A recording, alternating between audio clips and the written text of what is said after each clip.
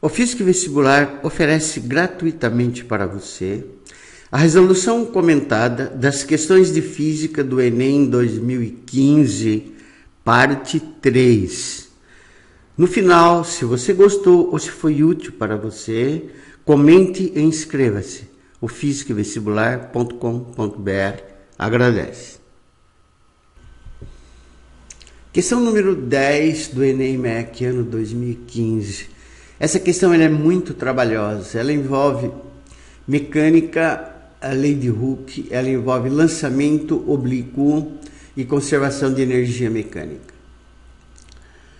Diz assim: um garoto foi à loja comprar um estilingue e encontrou dois modelos, um com borracha mais dura e o outro com borracha mais mole.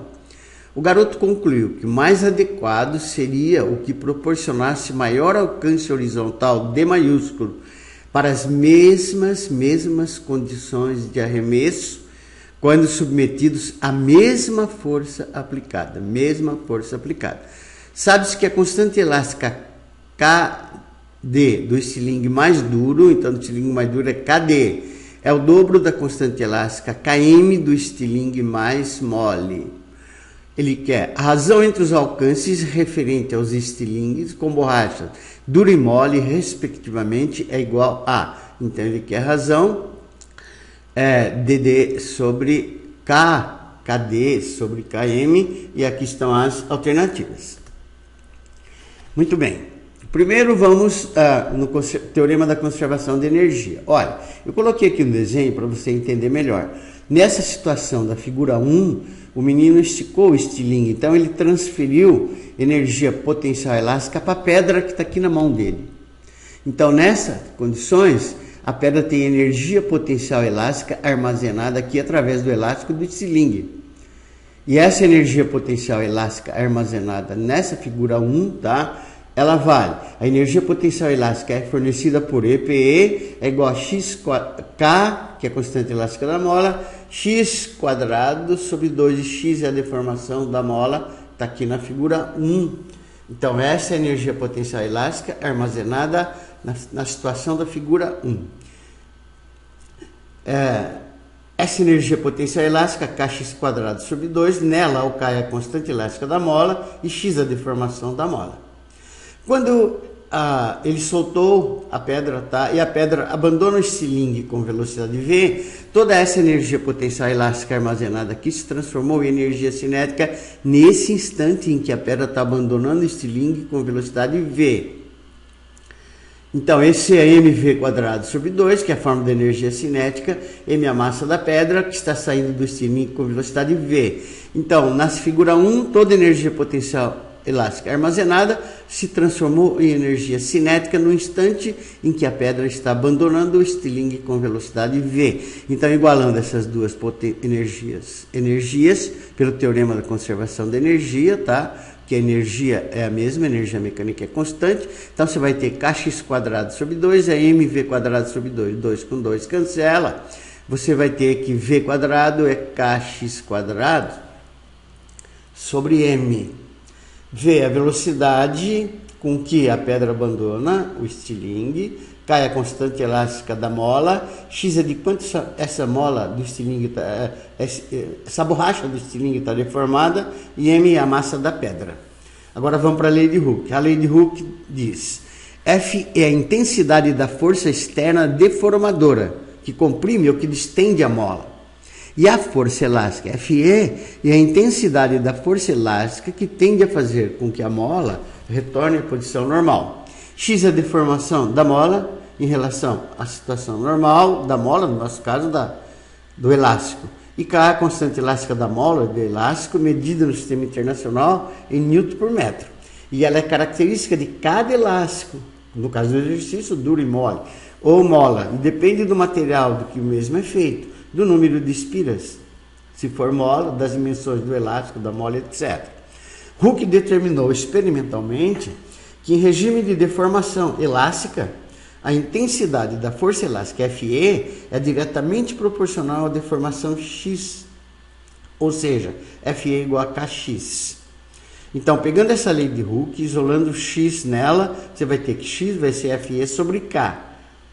E elevando ao quadrado membro a membro, nós vamos ter tudo isso elevado ao quadrado, x ao quadrado, fe quadrado, k quadrado. Está aqui, ó, x quadrado, fe quadrado sobre k quadrado. Nós vamos pegar essa equação aqui e vamos substituir nessa daqui, do v quadrado é kx quadrado sobre m.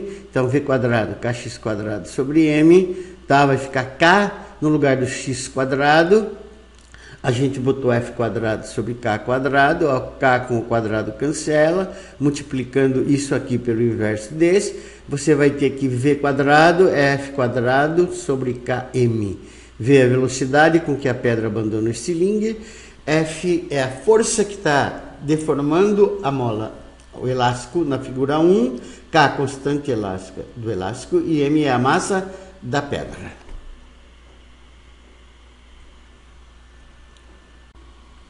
Agora vamos à segunda parte do exercício, que envolve cinemática. Veja, essa observação é importante. O enunciado não mencionou se o lançamento é horizontal ou oblíquo. Se você considerar lançamento como horizontal, nenhuma alternativa satisfaz.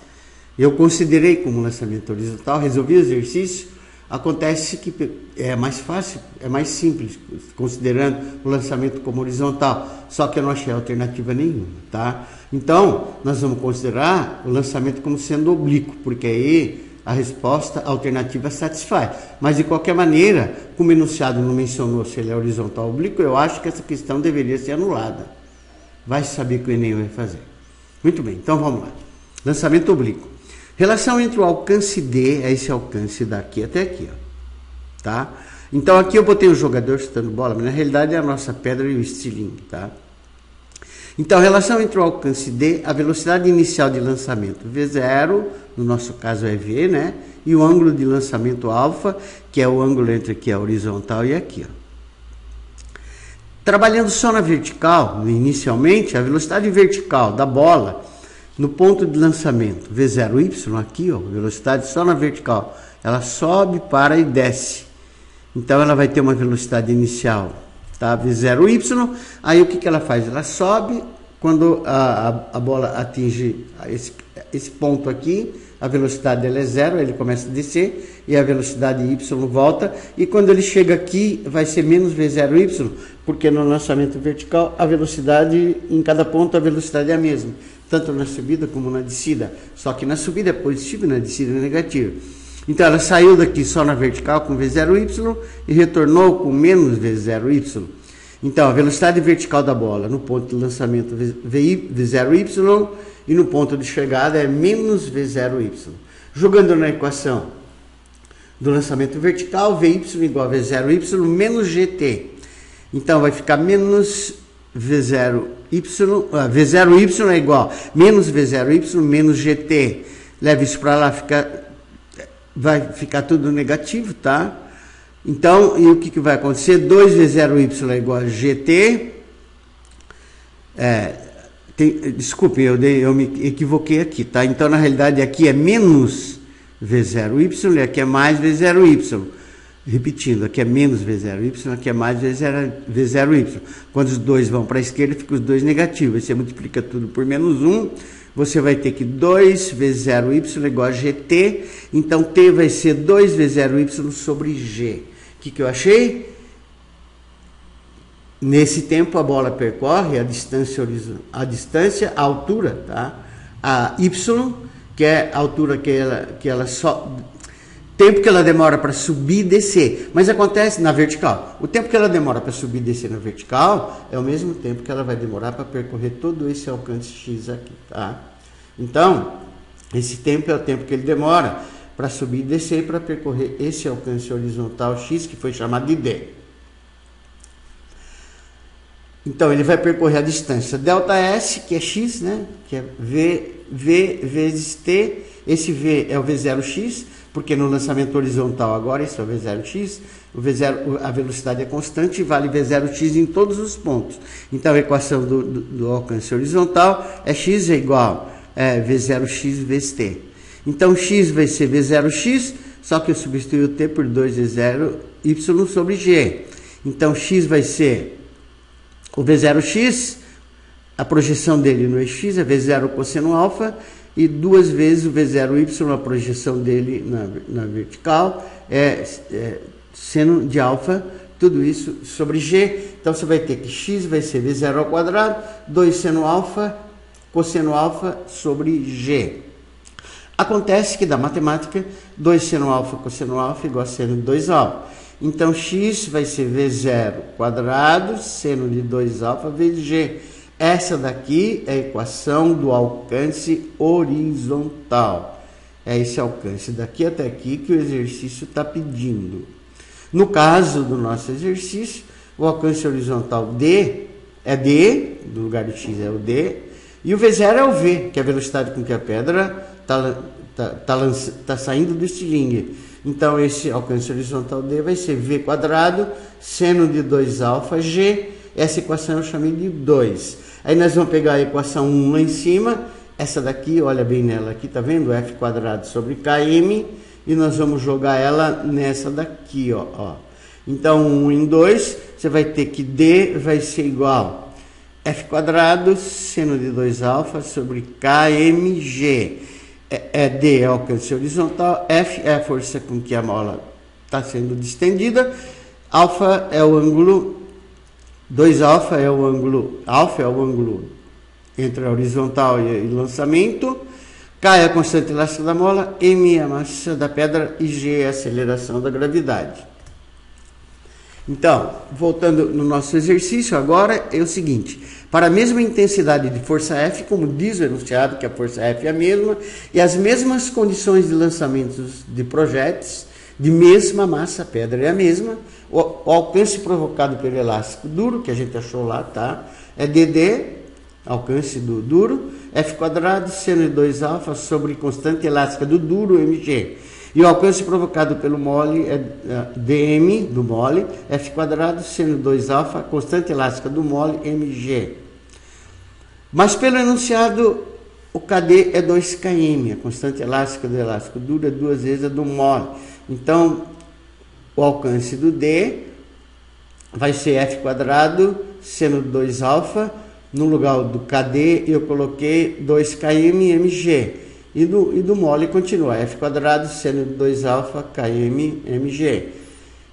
Dividindo um pelo outro, você vai ter esse em cima, esse embaixo. Aí o que você fez? Eu copiei o de cima e multipliquei pelo inverso do de baixo.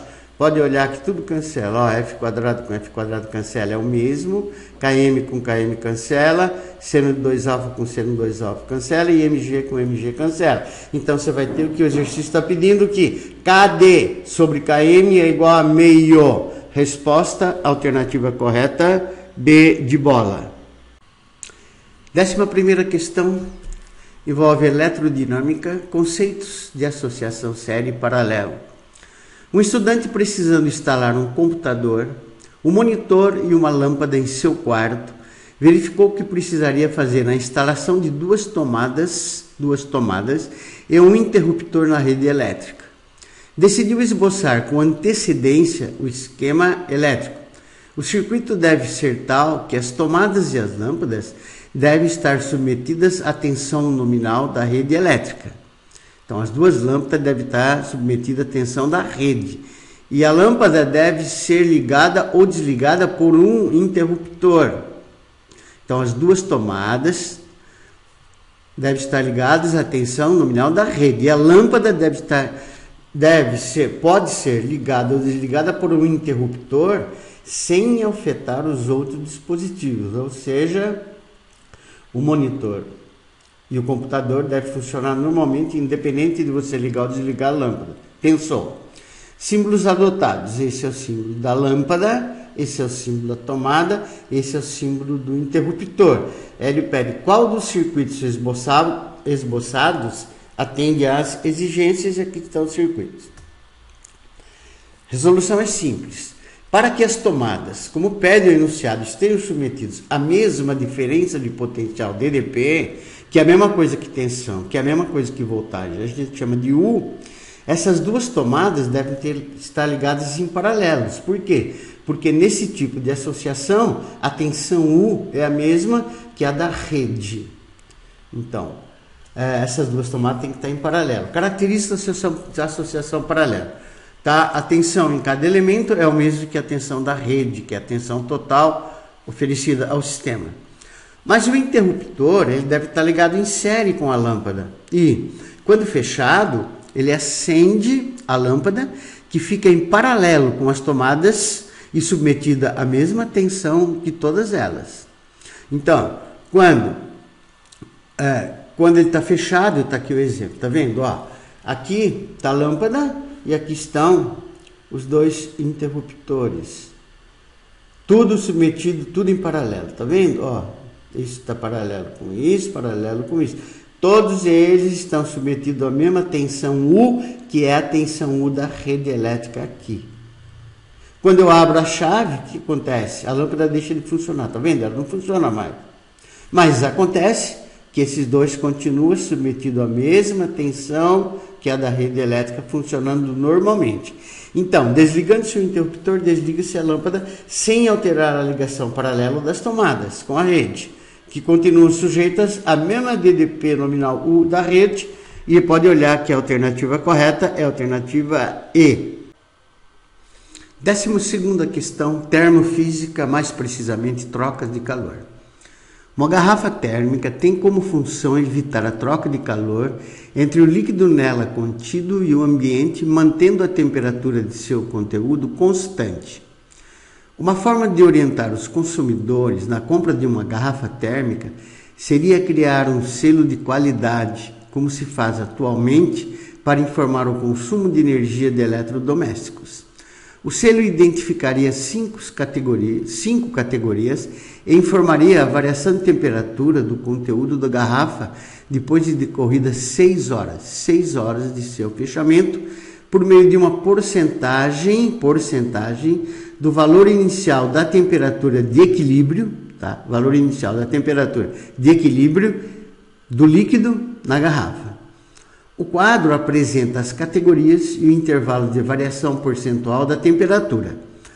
Para atribuir uma categoria a um modelo de garrafa térmica, são preparadas e misturadas em uma garrafa térmica, atenção, 2 amostras de água, uma água fria a 10 e a outra quente a 40, na proporção. Então, você tem uma água 10 e outra 40, fria 10, quente 40. Na proporção de 1/3 de água fria, veja bem, 1/3 de massa de água fria para 2/3 de massa de água quente.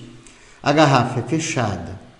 6 horas depois, abre-se a garrafa e mede-se a temperatura da água, obtendo-se 16 graus Celsius. Qual selo deveria ser posto na garrafa térmica testada? E aqui estão as alternativas, e tipo A, 10, menor que 10%, B entre 10% e 25%, e assim por diante. Muito bem, primeiro eu vou passar para vocês, se você não domina, tá, o princípio das trocas de calor. Colocando vários corpos a diferentes temperaturas no interior de um recipiente adiabático, que não troca calor com o ambiente, haverá troca de calor entre eles até que eles atingem o equilíbrio térmico. Assim, como o recipiente é adiabático, não tem troca de calor com o meio exterior, a quantidade de calor cedida pelos corpos mais quentes é igual à quantidade de calor recebida pelos mais frios, tá vendo? Aqui está um isolante térmico. Princípio da conservação da energia. O corpo mais quente, veja bem, o A tem temperatura maior que o B, então é mais quente que o B. O corpo mais quente A fornece calor ao mais frio B, até que ambos possuem a mesma temperatura, chamada de temperatura de equilíbrio térmico, que eu chamei de θE, quando cessa essa transferência de calor. A quantidade de calor cedida por A, que é negativa, porque ele está cedendo, θA maior que θE, é que A é igual a MA, massa da A, calor específico da A, θE, temperatura de equilíbrio, menos θA. E a quantidade de calor recebida por B, que a A cedeu, que é positiva, está ganhando, ela é massa do B, calor específico do B, θE, que é a mesma que o θA, equilíbrio térmico que é o mesmo para os dois, está vendo? Os dois, fim da transferência de calor, os dois têm a mesma temperatura. Então, θE menos a temperatura inicial da B. Como energia conservada, que A mais que B igual a zero. igualdade que define o princípio das trocas de calor. A teoria acima ela é válida para mais de um corpo. E como a quantidade de calor recebida é positiva e a cedida é negativa, você vai ter sempre que Q1 mais Q2 mais Q3 mais Qn é zero. Ou M1, C1, θE menos θ1, mais M2, C2, θE menos θ2, mais M3, C3, θE menos θ3, mais MN, CN, θN, θE menos θN, tudo isso é igual a zero. Aqui está o enunciado desse princípio. A soma algébrica das quantidades de calor trocadas até ser atingido o equilíbrio térmico por vários corpos termicamente isolados, adiabático, é nula. Então vamos no nosso exercício. O que você tem? Massa de água eu vou chamar de M. A massa de água fria, M sobre 3, é 1/3. E a massa de água quente, 2M sobre 3. O nosso exercício diz que a temperatura inicial da fria é 10 e a da quente é 40. Então, vamos calcular a temperatura final, a temperatura de equilíbrio θE, considerando que não há perda de calor com o meio exterior. Então, a quantidade de calor da quente mais a da fria mais a da quente é igual a zero. Então, da fria, M sobre 3, que é a massa, calor específico da água, temperatura de equilíbrio menos 10, mais a da quente, 2M sobre 3, que é a massa da quente, calor específico da água, que é o mesmo, temperatura de equilíbrio, que é o mesmo para as duas, menos 40, a inicial da quente. Vai ficar cancelando, tá, os calores específicos e as massas. Você vai ser que θE sobre 3 menos 10/3, mais 2 θE sobre 3 menos 80 sobre 3 é zero. Resolvendo isso, você vai descobrir que a temperatura de equilíbrio térmico nessas condições é de 30 graus Celsius. Aí vem o que diz o exercício. 6 horas depois, abre-se a garrafa e mede-se a temperatura da água, se obteve 16 graus Celsius. Deveria ser 30. Então, a variação percentual da temperatura em graus Celsius, em 6 horas, depois de 6 horas. Então, a variação de temperatura, quanto que é? É a de equilíbrio, né, que é 30 menos os 16 que ele descobriu aqui, dividido pelo total, que é 30, que vai dar 0,47. 0,47 vezes 100% vai dar 47%. Se você observar as alternativas, você vai ver que a resposta correta é a alternativa D. 13ª e última questão do Enem-MEC ano 2015, questão simples sobre a equação fundamental da ondulatória. A radiação ultravioleta UV é dividida de acordo com 3 faixas de frequência em UVA, UVB e UVC, conforme a figura. Olha aqui na figura, a frequência aumenta para a direita, valor mínimo e máximo da UVA, valor mínimo e máximo da UVB, valor mínimo e máximo da UVC. Para selecionar um filtro solar que apresente absorção máxima na faixa UVB, veja bem, estamos trabalhando com UVB, uma pessoa analisou os espectros de absorção da radiação ultravioleta de 5 filtros solares. Está aqui a absorbância em unidades arbitrárias, vai de 0,1 a 0,5. E aqui está o comprimento de onda que vai interessar, está em nm, nanômetro. Esse é o gráfico do filtro solar 1, do 2, do 3, do 4 e do 5. Considere velocidade da luz no vácuo e no ar, aproximadamente 3 vezes 10 oitava metro por segundo, constante, e o nanômetro, 10 a menos 9 metros. O filtro solar que a pessoa deve selecionar, qual é? Aqui estão as alternativas. Então, o que nós vamos fazer? Usar a equação fundamental da ondulatória e vamos cálculo dos comprimentos de ondas das frequências extremas, só do UVB. V é lambda F, o V é o C, velocidade da luz, então C é lambda F. Então, o comprimento de onda é velocidade da luz constante, 3 vezes 10 oitavas, sobre a frequência. Como C é constante, veja bem, ó, o comprimento de onda é inversamente proporcional à frequência. Então, menor comprimento de onda, maior frequência e vice-versa. Então, vamos pegar o comprimento de onda mínimo, menor.